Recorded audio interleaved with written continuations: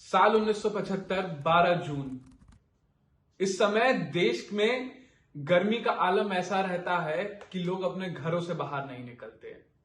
लेकिन इसी बीच 1975 में भारत में सियासी तवे इतने गर्म हो चुके थे कि उसने देश की दिशा और दशा दोनों बदल दी।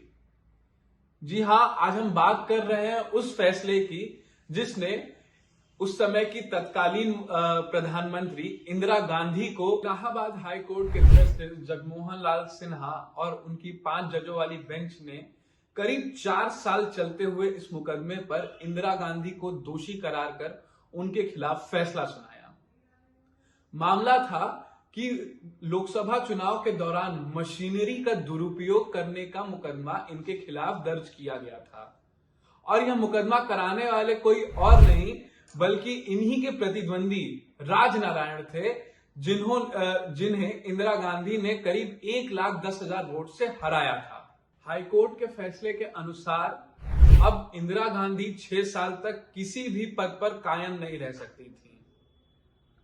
और आपको बता दें कि यह देश की पहली महिला प्रधानमंत्री थी और देश की उस समय की सबसे पावरफुल नेता थी। आज से ठीक 48 साल पहले इंदिरा गांधी उस समय देश की प्रधानमंत्री थी और रायबरेली सीट से करीब 1,10,000 वोटों से उन्होंने राजनारायण को हराया था।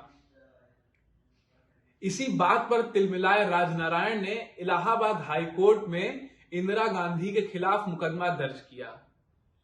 रिप्रेजेंटेशन ऑफ पीपल्स एक्ट 1956 के तहत जो इस मुकदमे को दर्ज किया गया था, करीब 4 साल चलने के बाद उसमें इंदिरा गांधी को दोषी करार दिया। अच्छा, अब मुकदमा किस मामले पर हुआ था? राजनारायण की दलीलें थीं कि लोकसभा चुनाव में इंदिरा गांधी ने मशीनरी का दुरुपयोग किया, तय सीमा से ज्यादा पैसे खर्च किए अपने मतदाताओं को अपनी तरफ रिझाने के लिए। अपने इन्हीं कठोर निर्णय के कारण इंदिरा गांधी को आयरन लेडी कहा जाता था। उस समय लगे आपातकाल ने भारत की राजनीति में एक नई दिशा लिख डाली।